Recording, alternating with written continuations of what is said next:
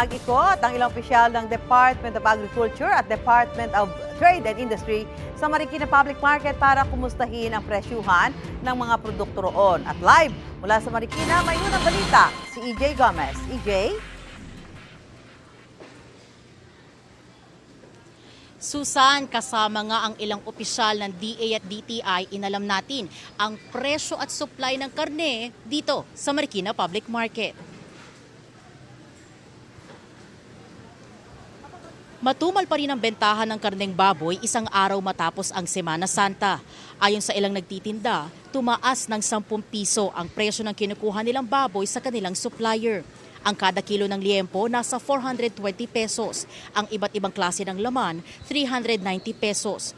Ang ribs, 390 pesos din, habang ang pata mabibili sa 320 pesos. Wala namang pagbabago sa bentahan ng karneng baka.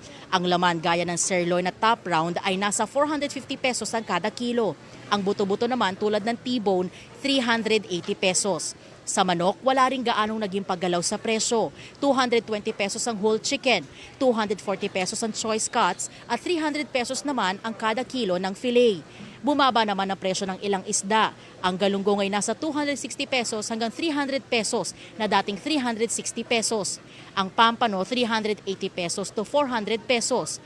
Abot naman sa 250 pesos ang ibinaba sa presyo ng kada kilo ng lapu-lapu na nasa 450 pesos na lang ngayon. Ang tilapia naman 150 pesos, habang ang bangus 220 pesos ang kada kilo.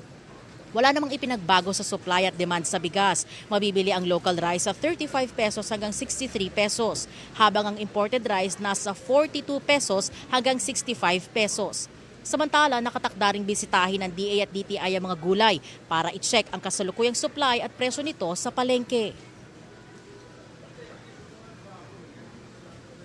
Nung Holy Week, okay pa, maganda. Tuwing linggo, wala na. Kasi nga, biglang taas ang baboy, biglang tumal. Parang first week 5, tas second week nag-5 ulit, kaya para 310 yung sabit ulo. Sa dealer,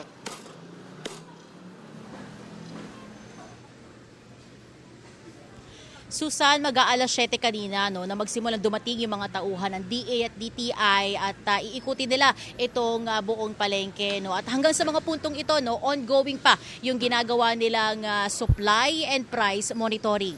At yan, ang unang balita mula rito sa Marikina City. EJ Gomez para sa GMA Integrated News. Gusto mo bang mauna sa mga balita?